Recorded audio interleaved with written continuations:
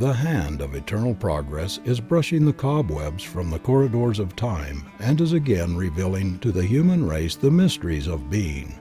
As there is nothing new under the sun, the searchlight of truth is bringing to light only what has been known to the few in all generations. The time is now come when the few must become the many. The whole world, from the least to the greatest, must know the truth, so that man may understand the great laws that govern his life. He must learn to control his own destiny, to heal his own body and bring happiness to his own soul. Ignorance must vanish and understanding must be ushered in. Man is no longer to be governed by anything outside himself.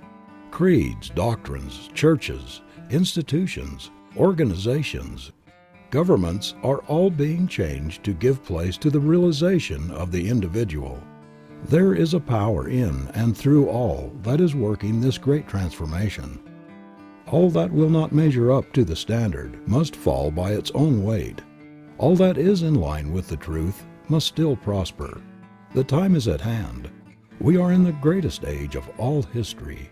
We are in the age of the unifying of all people and all things into the ever-present one. The temple not made with hands is now being silently builded by the emancipated souls of this planet.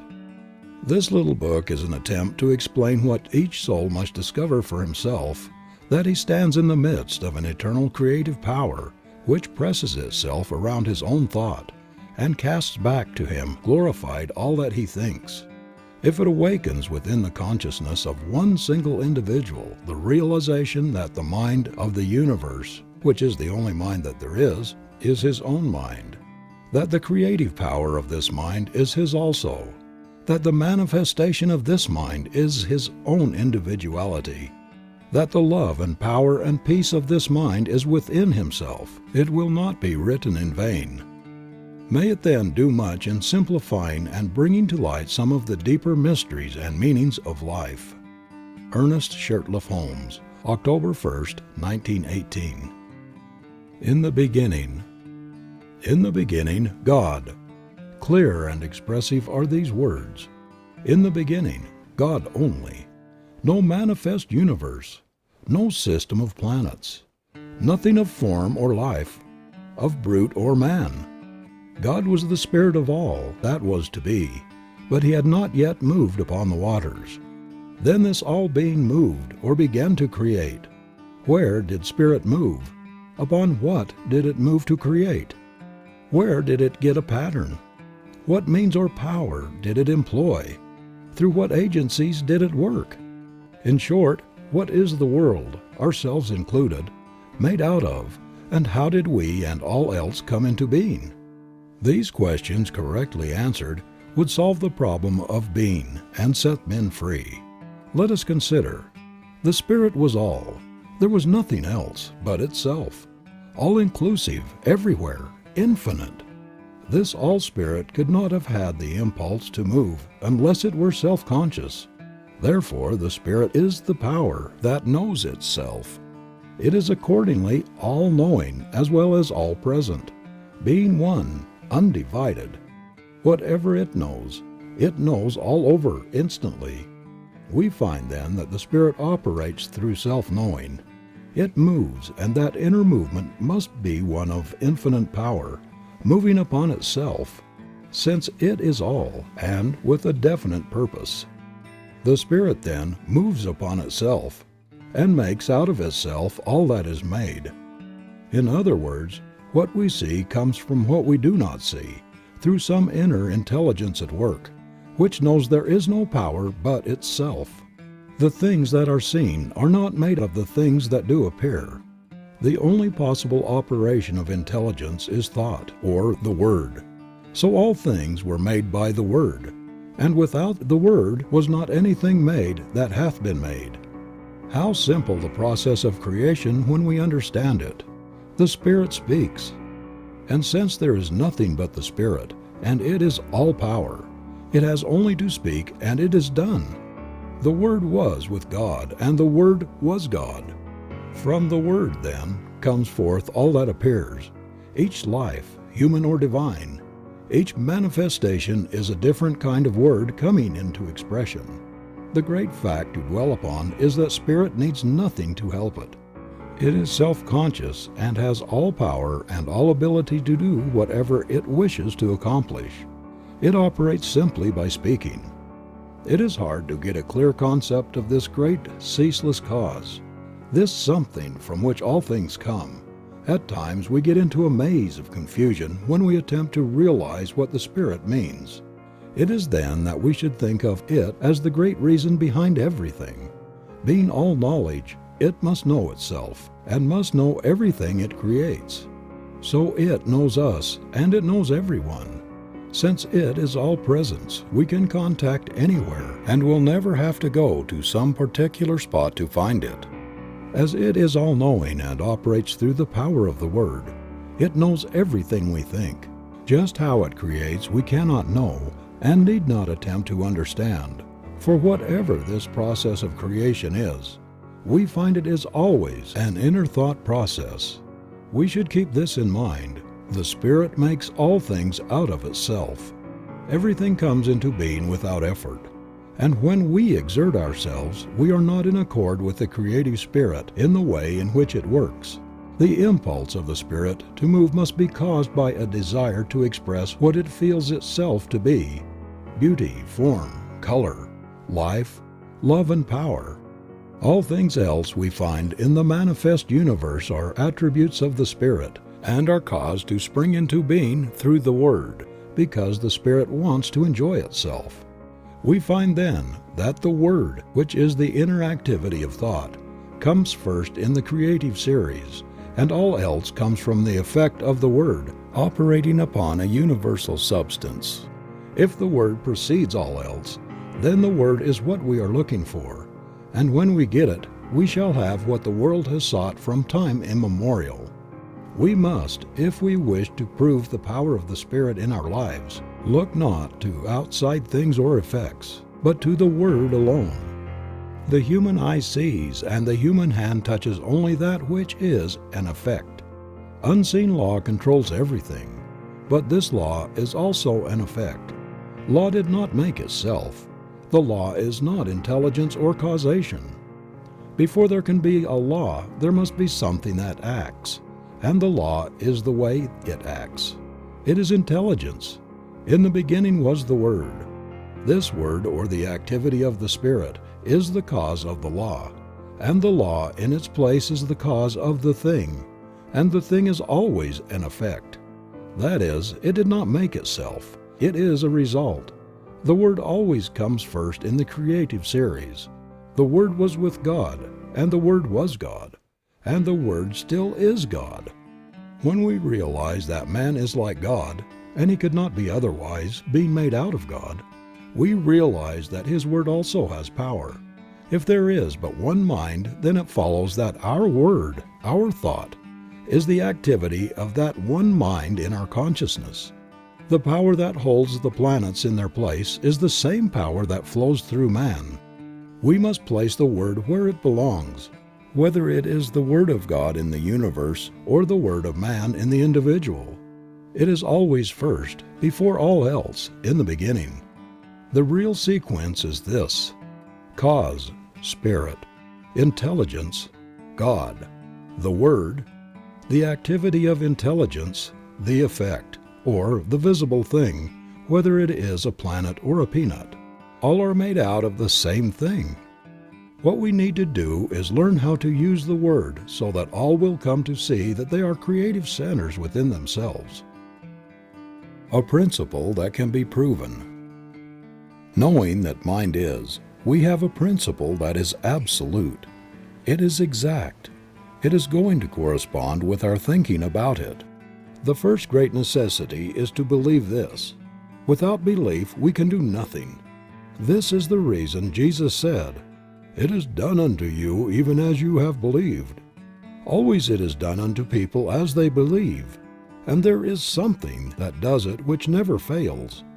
We must believe that our word is formed upon and around this creative mind.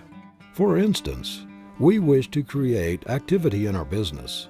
We believe that our word is law about that thing, and there is something that takes our thought and executes it for us. If we have accepted the fact that all is mind and that the thought is the thing, we shall see at once that our word is the power behind the thing, and that it depends upon the word or thought that we are sending out. So plastic is mind, so receptive, that the slightest thought makes an impression upon it. People who think many kinds of thought must expect to receive a confused manifestation in their lives. If a gardener plants 1,000 kinds of seeds, he will get 1,000 kinds of plants. It is the same in mind. The word going forth. Since this is true, everything depends upon our mental concepts. As a man thinketh in his heart, so is he. The Bible reiterates this statement, telling us many times of the creative power of thought. Jesus taught nothing else. He said, "The words which I speak unto you, they are spirit and they are life." The centurion coming to Jesus recognized the power of the words spoken by the latter.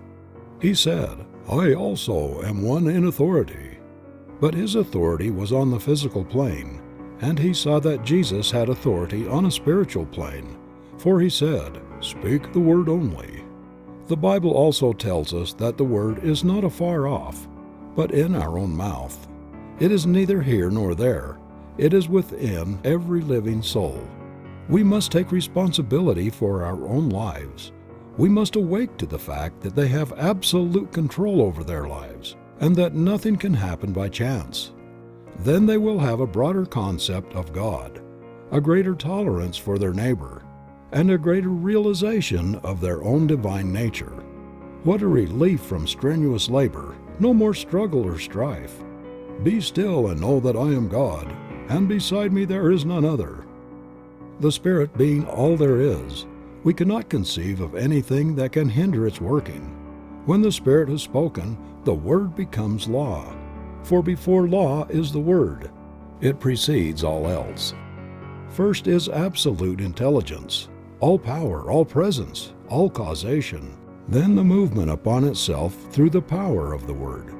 Then the Word becoming law. The law producing the thing and holding it in place. So long as the Word exists, the thing will exist. For since the Word is all power, there is nothing beside it. I am that I am, and beside me there is none other. This I am is Spirit, God, all. There is no physical explanation for anything in the universe. All causation is spirit and effect spiritual. We are not living in a physical world, but in a spiritual world peopled with spiritual ideas. We are now living in spirit. God, or Spirit, governs the universe through great mental laws that work out the divine will and purpose, always operating from intelligence. This intelligence is so vast and the power so great that our human minds cannot even grasp it. All that we can hope to do is to learn something of the way in which it works, and by harmonizing ourselves with it, to so align ourselves with Spirit that our lives may be controlled by the great harmony that obtains in all the higher laws of nature, but has been very imperfectly manifested in man. This brings us to the second point of consideration. Why and what is man? We find in the physical universe that automatic laws govern everything. For instance, the tree cannot say, "I will not," because of the law that holds it in place. It grows without any volition of its own. So it is with all nature, but when we come to man we find a different manifestation of the Spirit, a being who can say, "I choose." In all creation man alone is an individual, man alone is free, and yet man alone wants, is sick, suffers, and is unhappy. Man marks the earth with ruin. Why? Because he has not found his true nature. The very thing that should free him, and eventually will do so, now limits him. God could not make an individual without making him able to think, and he cannot think without bringing upon himself the results of his thought, good or bad. This does not mean using two powers, but using the one from two standpoints. Nothing in itself is either good or bad. All things exist in the mind as a potentiality. Mind is eternally acting upon thought. continually producing its own images from mind and casting them out into manifestation. Man must be the outcome of the desire of the Spirit to make something which expresses the same life that it feels. Man is made to be a companion of the Infinite, but to arrive at this exalted plane of being, he must have his freedom, and be let alone to discover his own nature, to return love to his Creator only when he chooses to do so. At the doorway, then, of man's mind, this wonderful God has to wait. "Behold, I stand at the door and knock." The opening must be on the part of the individual. Man lives in a mind that presses in upon him from all sides with infinite possibilities, with infinite creative power. The divine urge of infinite love crowds itself upon him and awaits his recognition. Being the image of this power, his thought also must be the word, or cause it life. At the center of his being is all the power that he will need on the path of his unfoldment.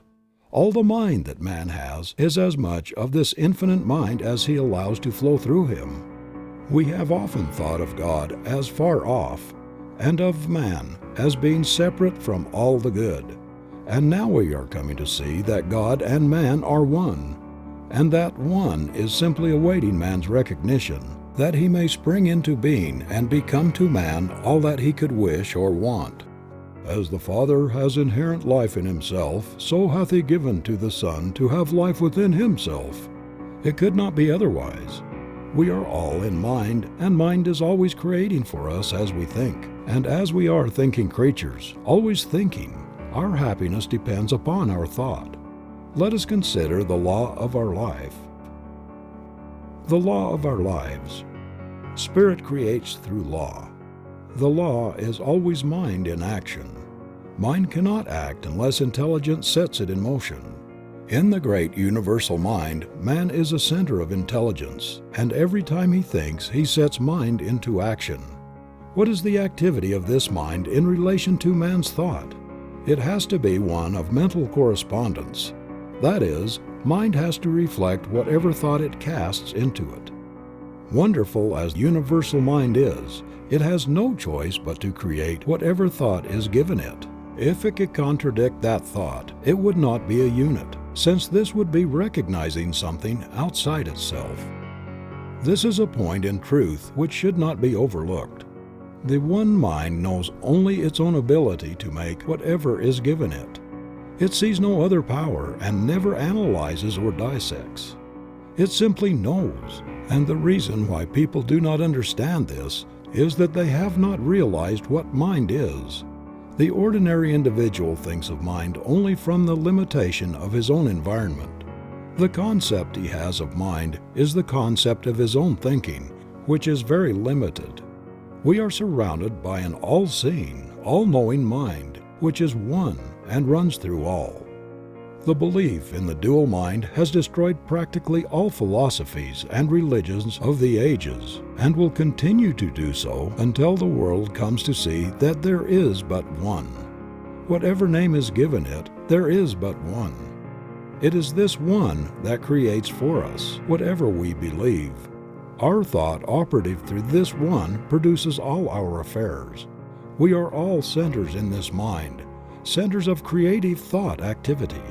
There is nothing which appears in the manifest universe other than an objectified thought, whether it be a bump on your head, a growth on your foot, or a planet. It could not be there were it not made out of mind, for mind is all there is to make anything out of. Whatever is made out of it. Nothing exists or can exist without a source from which it springs.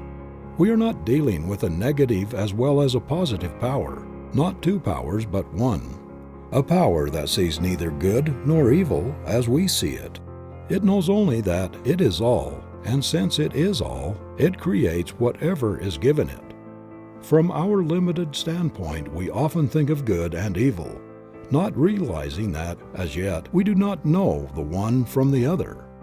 What we call good today, we may call evil tomorrow, and what we think to be evil today, we may tomorrow proclaim as the greatest good we have ever known.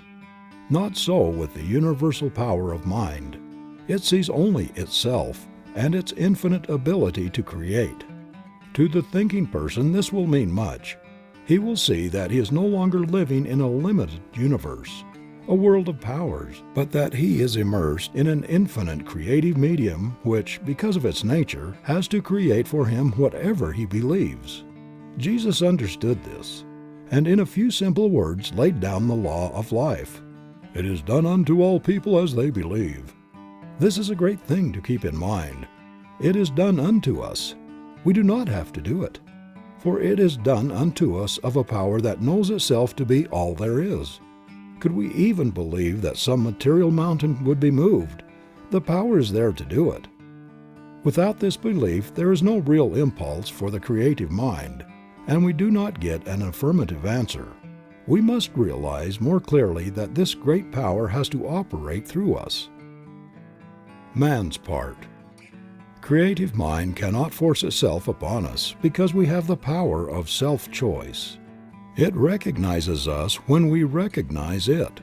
When we think that we are limited or have not been heard, it must take that thought and bring it into manifestation for us. When we look about us and see nature so beautiful, lavish, and so limitless, when we realize that some power is behind all, and sees to it that plenty obtains everywhere, so that in all things manifest there is more than could be used, and when on the other hand we see man so limited, sick and sad and needy, we are disposed to ask this question: is God good after all? Does He really care for the people of His creation? Why am I sick? Why am I poor? Little do we realize that the answer is in our own mouths, in the creative power of our own thought. The average person, when told the truth, will still seek some other way. God has already done for us, in a mechanical way, all that He can do, and having been given the ability, we will have to do for ourselves the rest. Yet the great power is always near, ready at any time to help, but we must use it according to its own nature in harmony with its laws. Man should learn that he himself is the center of this divine activity. Realizing this, he must seek more and more to utilize his own divine nature, and by doing so, he will become more fully under the protection of the great laws that govern all life, manifest and unmanifest. Whatever man is, he must find that because he is made out of God. He must be of the same nature. This infinite one cannot know anything outside of itself, anything that would be a contradiction of its divine nature. Man's ignorance of his real nature binds him with his own freedom until he comes to see things as they really are and not as they appear to be. In the infinity of mind, which is the principle of all metaphysics and of all life, there is nothing but mind and that which mind does. That is all there is in the universe. That is all there ever was or ever will be. This mind is acted upon by our thought, and so our thought becomes the law of our lives. It is just as much as a law in our individual lives as God's thought is in the larger life of the universe. For the sake of clearness, think of yourself as in this mind. Think of yourself as a center in it. That is your principle. You think, and mind produces the thing. One of the big points to remember is that we do not have to create. All that we have to do is think. Mind, the only mind that there is, creates.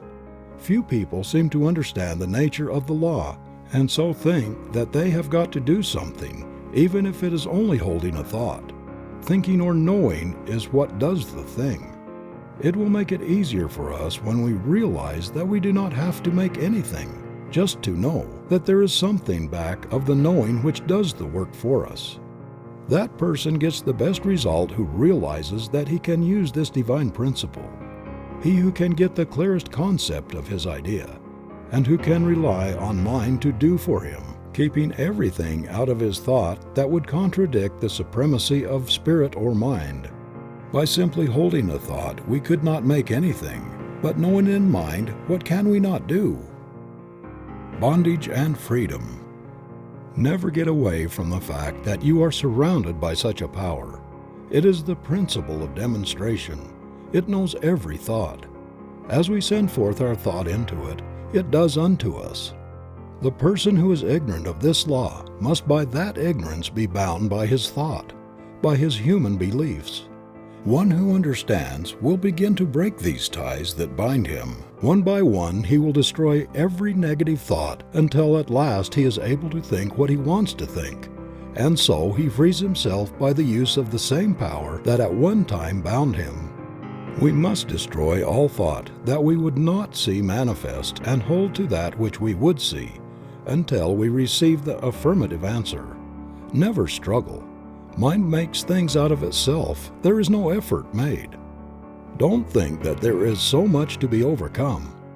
Have only a calm sense of perfect peace as you realize that God is all, and that you are using the perfect law and that nothing can hinder it from working for you. Many people are learning to do this, and no one has yet failed to demonstrate who has been steadfast, using the law in a consistent and persistent trust. All that we have to do is to provide the right mental and spiritual attitude of mind, and then believe that we already have, and the reward will be with us. We shall see it. The time will come when we will not have to demonstrate at all, because we will always be living so near to the law that it will do all for us without much conscious thought on our part. So when you say, "I am poor, sick, or weak," I am not one with the creative mind. You are using that creative power to keep yourself away from the infinite. And just as soon as you declare that you are one with God, there is a rushing out to meet you, as the Father rushed out to meet the prodigal son. The Spirit seeketh, but as long as your mind thinks in the terms of conditions you cannot overcome. The difficulty comes from our inability to see our own divine nature and its relation to the universe. Until we awake to the fact that we are one in nature with God, we will not find the way of life. Until we realize that our own word has the power of life, we will not see the way of life. And this brings us to the consideration of the use of the word in our lives. The Word. The Word was with God, and the Word was God. The Word is nigh thee, even in thy own mouth, that thou shouldest know it and do it. What does this mean? It clearly states that whatever power there is in the Word, and it says it is all power, is also in our own mouths. There's no avoiding the fact that the Bible claims for man the same power in his own life and his own world that it claims for God. In the lives of the majority, men do not realize that the Word is in their own mouths. What Word? Little do we realize that this Word which they are so earnestly seeking is every word they hear, think, or speak. Do we who are endeavoring to realize the greater truths of life always govern our words? If any word has power, it follows that all words have power. It is not in the few moments of spiritual meditation that we demonstrate, but we bring out the possibilities of the hidden Word when we are allowing our thoughts to run in any direction, not in the short time spent in silence, but in the long hours stretching themselves into days, months, and years. Are we always using the Word? An hour a day spent in silent meditation will not save us from the confusion of life. The 51% of man's thinking is what counts. It is easy when we are alone to brave the storms of life. Surrounded by our own exalted atmosphere, we feel the strength of the infinite. We rise in spirit. We think we are experiencing the ultimate of truth, that all things are ours. These moments in a busy life are well spent, but must be unavoidably brief. But what of the rest of the day? What of the busy street, of the marketplace, and of all the daily contact with life? Do we then obtain? Do we keep on in the same even way? Or do we fall before the outer confusion of our surroundings? Are we still creating the Word and setting it afloat in the great ethers of life? Are these words creating for us? Yes. How necessary, then, to keep the independence of the solitude. How seldom we do this. God sent an angel to speak to me. A word he was fain I hear. And the angel brought the message and whispered it in my ear. God knew I needed the word he sent. I had lost the zest to fight, and the right was all but beaten, and wrong it was all but right. Simple the word that he sent me, but it soothed a spirit raw with the pain of too much striving. 'Twas love fulfills the law. Few people indeed in the day in which we live are well poised. Where do we find the man who can live above his surroundings, who in his own thought can dominate all conditions, and in the midst of the crowd keep his own even way and his own counsel? When we do meet such a person we will know him, for we will find on his face the image of perfect peace. We shall detect in his bearing the ease and independence that comes only to the man who has found himself and who is centered not in the outer but in the inner world. Such a character as this has the power to attract to himself all of the best in the world. He is a center toward which all else must gravitate. The atmosphere which he creates and with which he surrounds himself is one of absolute calm and peace. The world at once sees in this man a master, and gladly sits at his feet. And yet this man who has risen above the thought of the world cares not that other people should sit at his feet. He knows that what he has done all may do, and he well knows that all the teaching in the world will not produce another such as he. He knows that it is not from the teaching but from the being that true greatness springs. So this man does not go around teaching or preaching. He simply is. The man who has arrived. The man who has arrived will realize he has done so in the midst of an outer confusion. He will be the one who has gone into the silence for strength and has come out into the world equipped with power from on high. But that light which he has received must be kept burning. Not alone in silence, but in the busy throng must all of us find the way of life. Our every thought creates. For the majority of us, these thoughts come in everyday affairs, some of which are very trivial, but these too will be demonstrated. We have missed the whole point, unless we have learned so to control our thought that time and place make no difference. The power we have within us. We have within us a power that is greater than anything that we shall ever contact in the outer.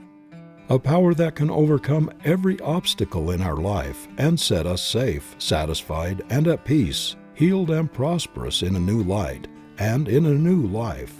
Mind, all mind is right here. It is God's mind, God's creative power, God's creative life. We have as much of this power to use in our daily life as we can believe in and embody. The storehouse of nature is filled with infinite good, awaiting the touch of our awakened thought to spring forth into manifestation in our life. But the awakening must be on our part and not on the side of life. We stand at the gateway of limitless opportunity in the eternal and changeless now. Now is the day in which to begin the new life that is to lift us up to the greater expression of all that is wonderful. The word that we speak is the law of our life, and nothing hinders but ourselves. We have through ignorance of our real nature misused the power of our word, and behold what it has brought upon us, the very thing that we feared. But now it shall produce a new thing, a new heaven and a new earth. Individual ideas. We find that in the universe every separate idea has a word, a mental concept behind it, and as long as that word remains, the thing is held in place in the visible world. When the concept is withdrawn, the idea in the visible melts away, disappears. It ceases to vibrate to the word, which is the law behind it. For when the word is withdrawn, the condensation of the ether that forms the word melts again into the formless. There was a time when the world was without form, and from the word alone all things were made that are made. When our word says that there is no longer life in our bodies, the life principle withdraws and our bodies return to the substance from which they came. Here is the great mystery of life, that we are able to use this creative word for whatever purpose we may desire, and that word becomes the law unto the thing for which it was spoken. And so in our lives we might say that without our word was not anything made that was made. For we are given the power to sit in the middle of our lives and direct all their activities. There is no struggle and no strife necessary. All we have to do is to know. We must awake and with the glorified consciousness of an emancipated soul use our God-given power. The reason for the universe. This universe is the reason, first, of an infinite intelligence which speaks or thinks. And as this thought becomes active within itself, it creates from itself, at the power of its own word, the visible universe. We are living in a universal activity of mental law. We are surrounded by a mind which receives every impression of our thought and returns to us just what we think. Every man, then, is living in a world made for him from the activity of his thought. It is a self-evident proposition that mind must create out of itself. And this self, being limitless, it follows that its creative power is without limit. Mind in action. Everything that we see is the result of mind in action. We all have a body, and we have what is called a physical environment. We could have neither if it were not for mind. The law implanted within us is that we need nothing except ourselves and this all-wise creative mind to make anything, and that just so far as we depend upon any condition, past, present, or future, or upon any individual, we are creating chaos, because we are dealing with conditions and not with causes. Every living soul is a law unto himself, but of this great truth few people are conscious. It seems difficult for the race, which feels itself to be so limited, to comprehend the fact that there is a power that makes things directly out of itself, by simply becoming the thing that it makes, and that it does this by self-knowing. But we will not demonstrate until we see at least some of this, the greatest truth about life. We should realize that we are dealing with the principle that is scientifically correct. It will never fail us at any time, but is eternally present. We can approach the infinite mind with a depth of thought and understanding, knowing that it will respond, knowing that we are dealing with reality. Jesus, who saw this very clearly, laid down the whole law of life in a few simple words. "It is done unto you as you believe." We do not have to do it. It is done unto us. It is done by a power that is all. Could we believe that a material mountain would be moved, it would be done unto us. But unless we do believe, there is no impulse for the creative power, and we do not receive. Life externalizes at the level of our thought. Action and reaction. There is something that casts back at us every thought that we think. "Vengeance is mine, I will repay, saith the Lord." It is a statement of eternal truth and correspondences against which nothing can stand. And whatever man sets in motion in mind will be returned to him, even as he has conceived within himself and brought forth into manifestation. If we wish to transcend old thoughts, we must rise above them and think higher things. We are dealing with the law of cause and effect, and it is absolute. It receives the slightest as well as the greatest thought, and at once begins to act upon it. And sometimes, even when we know this, we are surprised at the rapidity with which it works. If we have been misusing this law, we need not fail. All that we have to do is to turn from the old way and begin in the new. We will soon work up out of the old law into the new which is being established for us. When we desire only the good, the evil slips from us and returns no more. Arriving at a high consciousness. The best way to arrive at the highest consciousness is to have a great faith in the willingness and the ability of life to do all for us by working through us. We must believe in the inherent goodness and all-powerfulness of the Spirit of Truth.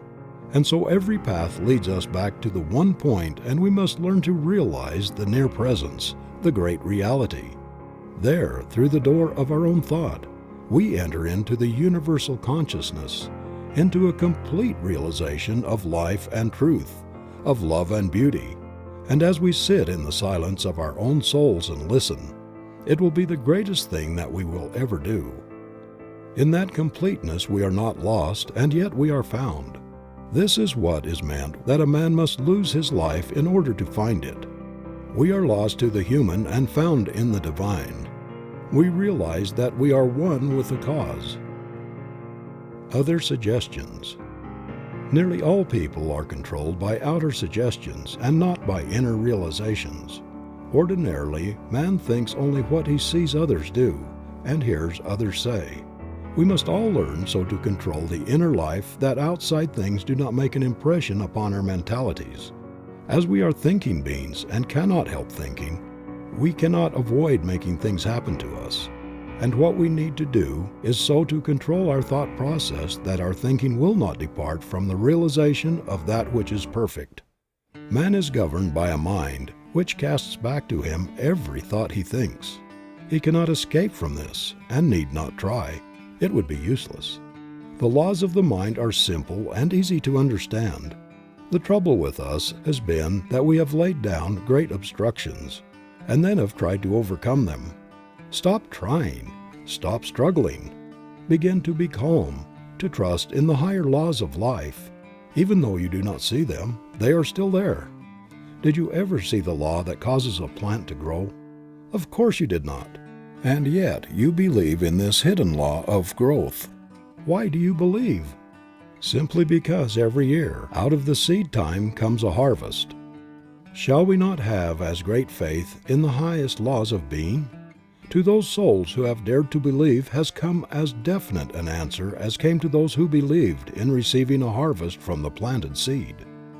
This law is, and if we would see results, we must use it. That is, we must provide the mental receptivity that will prepare us to accept the gift when the Spirit makes it. This receiving is a mental process, a process in which we lose all sense of limitation. If you wish to demonstrate prosperity, begin to think and talk about it and to see it everywhere. Do nothing that contradicts this thought, either mentally or physically. The world is full of good. Take it and forget all else. Rise above depression and be glad you are saved from adversity. The human mind needs to be cleansed from the morbid thoughts that bind through its false beliefs. No living soul can demonstrate two things at the same time if one contradicts the other. There is no way except to let go of all that you do not wish to come into your experience, and in mind take all that you do wish. See, hear, talk about, and read only what you wish, and never again let a negative thought come into your mind. God knows good only, and when we are in line with good, He knows us. When we are out of harmony with good, we say, God has forgotten us. On the one hand, we have an infinite intelligence which has brought us up to where we are today, and having done all that it can for us now, lets us alone to discover our own nature. On the other hand, we have the infinite law, which is an activity of God, and we can use it for what we will, only with this provision, that in so far as we use it for the good of all, are we protected. The law obtains through all nature that as a man sows, so must he reap. Now the Father has brought us to where we can understand life, and we must go as we choose.